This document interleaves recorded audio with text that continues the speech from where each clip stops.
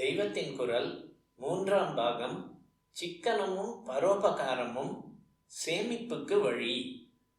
சோற்று செலவை விட ஜாஸ்தியாகும் காப்பியை நிறுத்துவது, பட்டு துணி வேண்டாம் என்று விடுவது, ஸ்வயம் பாக்க நியமத்தால் தன் சாப்பாட்டை தன் கையாலேயே சமைத்து சாப்பிடுவது என்ற நெறியால் ஹோட்டல் செலவை அடியோடு குறைப்பது, சினிமாவுக்கு போவதை நிறுத்துவது என்ற இந்த 4 மட்டும் செய்துவிட்டால் போதும். எவனும் கடன் கஸ்தி படாமல் இருப்பதோடு பிரத்தியாருக்கும் திரவிய ரூபத்தில் ஏதோ கொஞ்சமாவது உபகரிக்க முடியும். இதெல்லாம் ஒரு குடும்பத்தில் தினப்படி சமாச்சாரங்கள். இவற்றோடு சமூக பிரச்சனையாகிவிட்ட வரதட்சணையையும் ஆடம்பர கல்யாணத்தையும் சேர்த்து கொள்ள வேண்டும். வரதட்சணை இல்லை, கல்யாணத்துக்காக 1000 10,000 என்று செலவழிப்பதில்லை என்றால் எந்த குடும்பத்திலும் பணமுடை, கடன் உபதிரவம் ஏற்படவே ஏற்படாது. பொது பணிகளுக்கு உதவ சமிருத்தியாக கிடைக்கும்.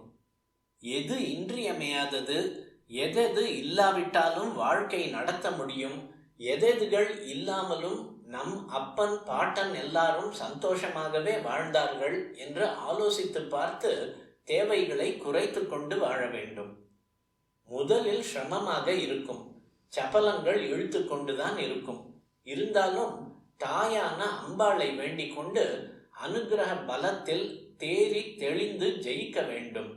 அப்புறம் தெரியும் அந்த எளிய வாழ்க்கையில்தான் எத்தனை நிம்மதி இருக்கிறது என்று.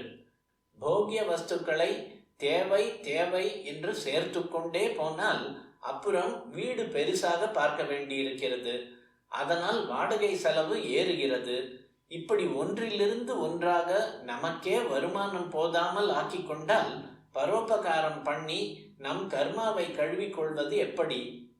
அனாவசியங்களை எல்லாம் கழித்து கட்டிவிட்டால் நமக்கும் நிம்மதியாக, பிறருக்கும் உதவியாக ஜன்மாவை உயர்த்தி கொள்ளலாம். அம்பாள் தாயாக, அந்த ஒரே தாயாருக்கு நாம் அத்தனை பேரும் குழந்தைகளாக, ஒரு குடும்பத்தில் 10 குழந்தைகள் இருந்தால் அவை ஒட்டி கொண்டு இருக்கிறார் போல் ஒருத்தருக்கொருத்தர் உபகாரம் பண்ணி கொண்டு வாழலாம்.